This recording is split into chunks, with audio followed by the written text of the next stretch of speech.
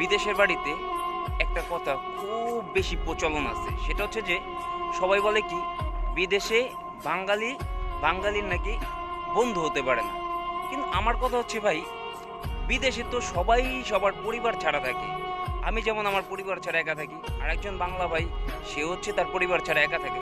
তাহলে কেন সবার মাথায় এই চিন্তাটা কাজ করে যে কেউ কারো আপন না? আর আমরাই কেন কেউ কারো আপন হতে পারি না?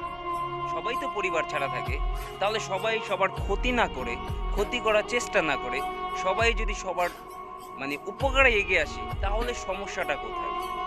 আমরা যদি বিদেশে বাংলাদেশি যারা আছি, তারা যদি সবাই সবার দিকে তাকাই, সবাই সবাইকে উপকারের চেষ্টা করি, সবাই সবার বিপদে পাশে থাকি, একসাথে বাঁচি, তাহলে সমস্যাটা কোথায়? কেন সবাই বলে যে বিদেশে বাংলাদেশি বাংলাদেশির বন্ধু না?